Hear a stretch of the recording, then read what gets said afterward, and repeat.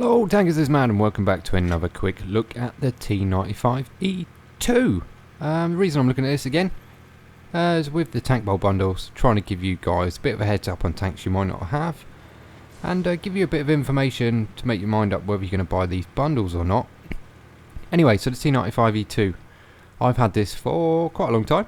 It was part of the Xbox One Founders Pack bundle with the AMX Chaffee and the MTLS 1G14.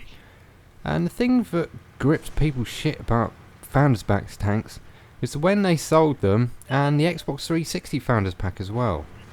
That was the T3488 and the T23E3, I think, if my memory serves me correctly. Yes, I just did bounce off a 1375, yeah. The way they worded the bundles when they were available then, it made it sound like they were never going to be available again. And we all know that that's not true now. So a lot of these tanks are coming back into circulation and becoming a lot less rare than they used to be. So let's talk about this tank. I don't know where the hull is from or whether it's its own thing, but the turret is the tier 10 Patton's turret.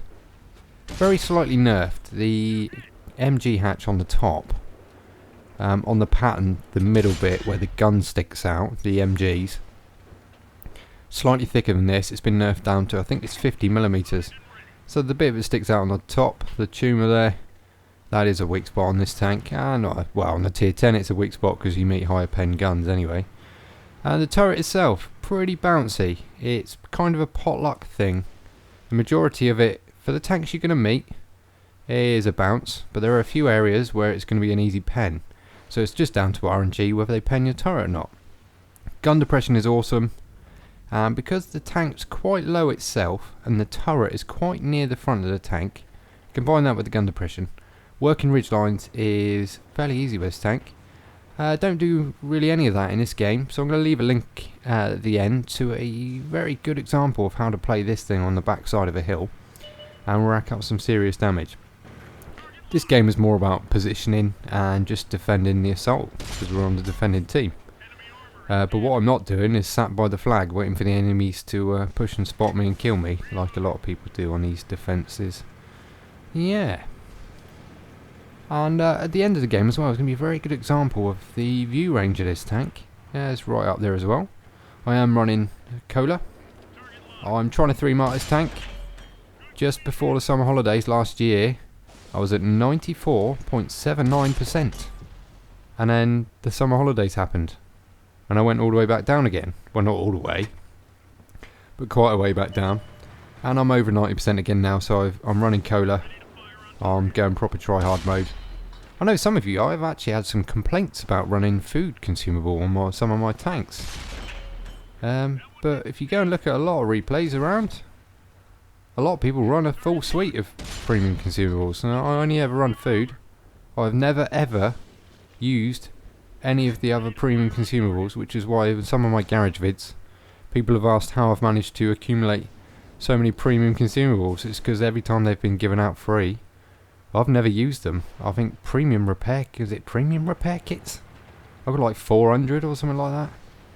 Saving them up for something, don't know what it's going to be. Maybe some, if I ever do any of the Wargaming Championship League stuff, maybe that. Yeah. And I do have a new tier 10 tank which I've not shown you yet, and I think that may be the first tank I run a premium fire extinguisher on. See if you can guess what it is in the comments. I'm not going to tell you what it is because I've got a video lined up. Anyway, so you can see I've just positioned myself right in the middle of the map, making the most of my team spotting targets on the flanks, and just using the rate of fire on this gun, which is just typical tier 8 medium tank rate of fire. It's like every 8 seconds fire off a 90mm, 240 alpha. And that's not a lot else you can say. Gets heat rounds for its premium. I think it's around 240, 250 pen. So you can fight the tier 9s quite easily, and that's all you're going to see unless you fail platoon, because it gets premium matchmaking. Whey! We all like premium matchmaking. Well, especially me. Makes me look better than I am. Nah, only joking. Right, so again, just using concealment, view range, techniques, you know, staying where I can render them but not where I can be spotted, racking up the damage. Not going to be a huge XP game, but then when you're trying to make money, just want to do some damage.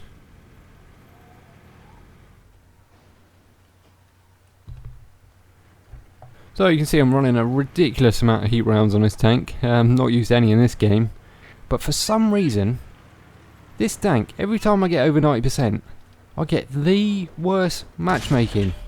Apart from this game, obviously, tier 8 game. Doing alright because it's tier 8. Yeah. Yeah, I get the worst matchmaking ever. Always up against tier 9 heavies all of the time. And you will need them in this tank. It's quite known for having fairly low stock AP penetration. I think it's 170 something. 173 is it?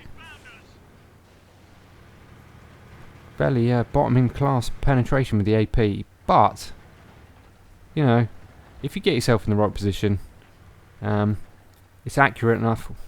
Combined with vert stabs and your cola and stuff like that and crew skills, it's accurate enough to hit weak spots.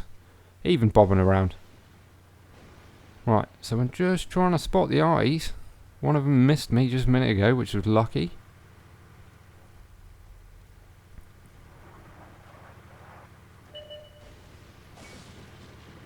Right, time to kill this light tank. It's the last thing stopping us assaulting their artillery. There we go, light tank down. Bob back in.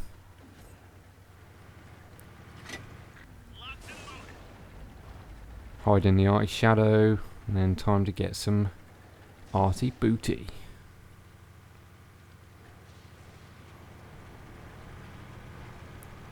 Right, push in, get a spot. Now look at the range. Maximum spotting range. With my crew, running code optics, my crew skills, and cola, that was a 445 metre spot there. Awesome. Right, so just 2 artilleries left. Where are they? There's one. Right, lock in, aim in, fire. So I fired after the guy on the right. So I shouldn't really get this kill. But the reload on this tank is not bad at all. Just one more left. I should have loaded a high explosive around here. Should have looked at the team list and seen it was a tier 7 arty. Boom. Hit him, but didn't kill him. And I miss out on Pascucci's there. Right, quick look at results. Not a very interesting game. That was more about positioning on the map rather than using the gun depression. Right, so 124,000 credits with an average game. And that's why you play tier 8 premium tanks. And it's not a bad tank at all, fellas.